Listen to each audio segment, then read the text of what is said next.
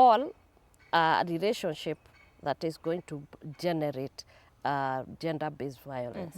Because that girl, instead of being an asset, the boy will be looking at that girl as a threat.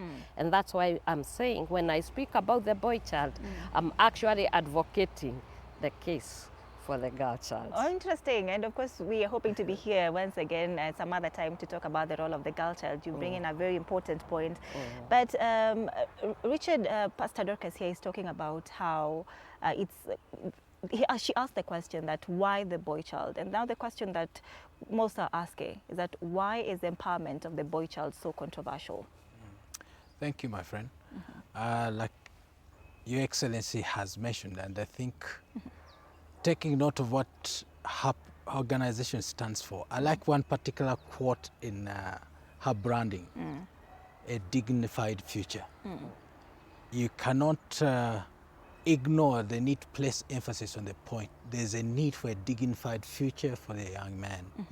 If there's any boy child out there that someone has not placed emphasis, it is time for them to do that, because you can't ignore the need for their education, the need for social skills, the need for them to learn how to forge and clarify the direction they are going. And there are people who need to help them in that particular direction, to model that life, because it's hard to follow a particular lifestyle that you've not been able to imitate from someone.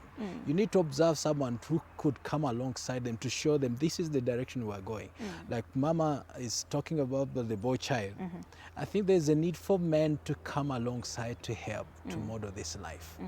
There's a need to raise the consciousness to support the boy child, to foster growth in the life of a boy child. I had the privilege to be in 2 prisons this week. Last Saturday I was in Kamiti. This Thursday I was in Machakos, and I saw 2 prisons. One is for the women, the other was for the men. The numbers that were in the men were alarming, alarming, that is in Kamiti. The number that were in the Machakos, I call them Machakos girls, they were only 65. The numbers I found towards the men was ridiculous. And that tells you there's a responsibility and a call for us to raise the consciousness to support the boy child. Because if you ignore the boy child, you're causing chaos ahead. You're procrastinating trouble ahead. I was driving to the studios and passed through USIU. I ask every parent, if you have a child in USIU University, there's a need for you to check out what happens on Thursday at USI. I won't tell you more. Just drive by. Every Thursday, you'll tell me what needs to be done. There's a need for a boy child to be helped. Yeah. How did you come to that conclusion, Richard? Just to give us a hint of what is happening, so that we're not left with they were suspense. drinking and raving all through the night, and it has become a cultural experience every Thursday night. You're caught up in traffic in that particular location. Not because these guys are going to university. It's because of social problems, the drinking and alcoholic problem. And I think Mama would agree. We have too many drunkard men and drunkard young men.